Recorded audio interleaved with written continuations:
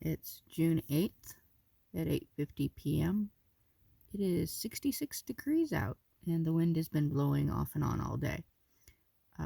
We made it to 79 degrees today, so it's actually kind of cool. We're not supposed to get much warmer tomorrow. The wind actually is not supposed to blow tomorrow, which would be nice. And come the weekend, we'll be back in the hundreds again. So I'm actually enjoying this reprieve from the heat. I've been working on the script for my podcast for Friday.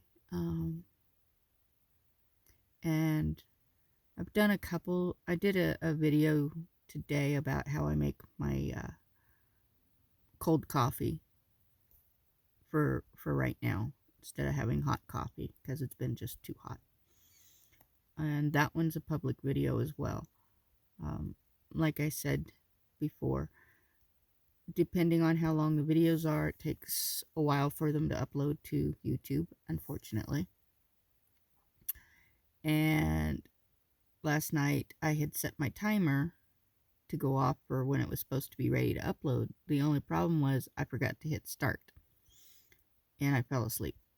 So I didn't get yesterday's video posted till today. But tonight's video will probably be uploaded before 11, because tonight is D&D, so I won't be sleeping. But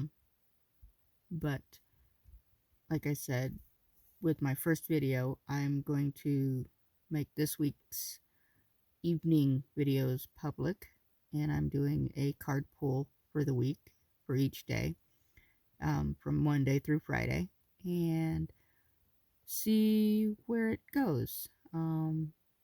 Still not real sure where I need to take the channel or my podcast. If you listen to my podcast, I'd be appreciative if you would leave me suggestions or topics you'd like to know more about. Or you can leave me comments here about the channel. Just be respectful, that's all I ask.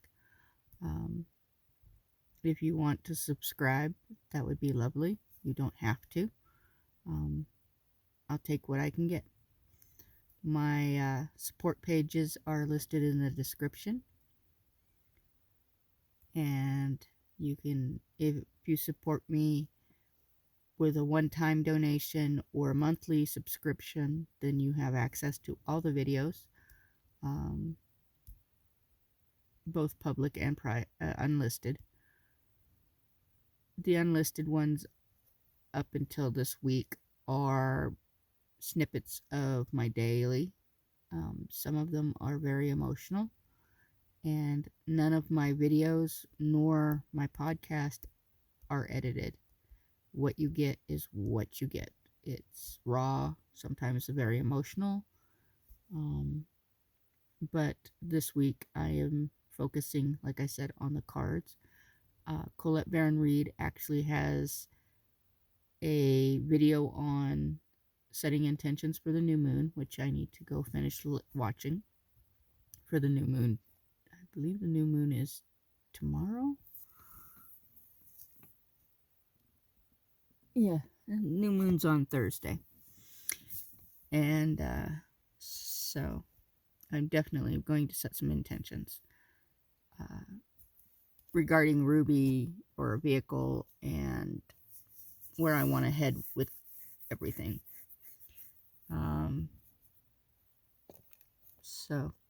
And I am using Colette Baron-Reid's Oracle of the Seven Energies this week and all month with the podcast.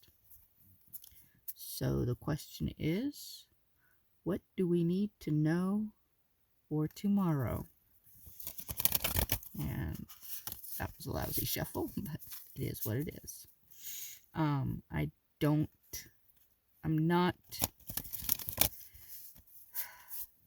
I haven't used these cards enough to get an intuition on most of the cards yet. Some of them I can, but I do read from the book, and this is the book. And there are 7 energies, and they have a color associated with them, and then there's the aspect is what I would call it. So, and this is my little cheat sheet so I can find them a little quicker. I don't know if you can see this, but I do have little bookmarks for each of the energies just to make it a little easier. There is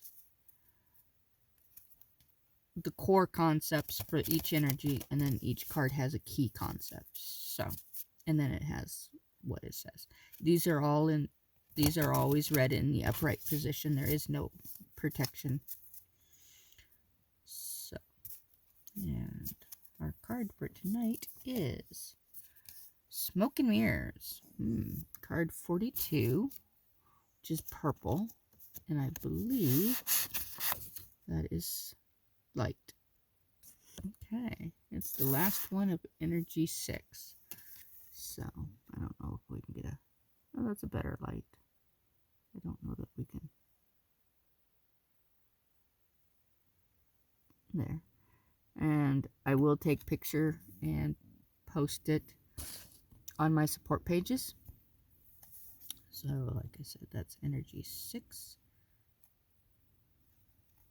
So the core concept is... I gotta change my light a little bit here. So if it blinds, I'm sorry. Probably gonna blind me a little bit. Core concept. This is what I mean by core concepts. This is energy 6. This is the core concepts. So, intuition, vision, imagination, prescience, knowing, perception, and mental states. And because I know it's the last card of this one, we'll just go to there. And then this is the key concepts for the card itself. And it's seeing through the lens of past conditioning and the inability to recognize the truth of what is being offered. Healing from misguided perceptions, moving beyond the illusion of separation, being accountable for your bias and the way you view the world. Interesting. We are actually built to view the world inaccurately. Our 5 senses tell us we are separate from one another. We are conditioned to see time as linear. This creates a consciousness of delineation, separation, and finality. We have an innate fear that we will see it all, that what we see is all there is. Although we know deep down there is more, we are suspicious of it. Our fear of death results from this kind of perception. The entire world is a construct of smoke and mirrors, and our job is to discover the truth that lies beyond this illusion. Discoveries at the frontiers of science align with the ancients that have known at the atomic level. We are blinking lights in empty space. Consciousness is fundamental. Time can be bent, and we are eternal. Ask yourself if what you see is really just what you're looking for. What do you sense beyond your intellectual assessment of what is? Can you drop into your heart and soul and call for a vision, a feeling, an awareness of the true and authentic? Every day, remind yourself that you are intrinsically connected to all life. The universe needs you to learn about it. You have within you extraordinary magic with which my tongue is getting tied. Try that line again. The universe needs you to learn about it. You have within you extraordinary magic with which to co-create life beyond your wildest expectations. Today, trust the inner voice that reminds you that you truly will find what you seek and more, even if outer conditions appear to challenge that. It's all smoke and mirrors. things are not exactly as they seem. Interesting. So, like I said, I will take a picture of the cards and put it on my support pages. The one line about we fear death, I actually don't fear death. It's just part of life. I'm not sure if that's because I was a nurse's aide for almost 14 years. I saw a lot of death. I've been in a couple really bad car accidents, one of which was a rollover on a blind corner in the middle of the night. That one could have ended a lot worse than what it did.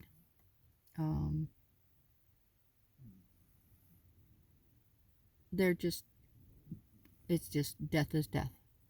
Just what it is.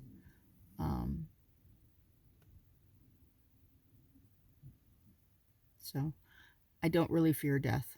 I actually fear living more, if that makes any sense. But that gives me some things to think about tonight. So, but that's the card reading for Tuesday. Rogue out.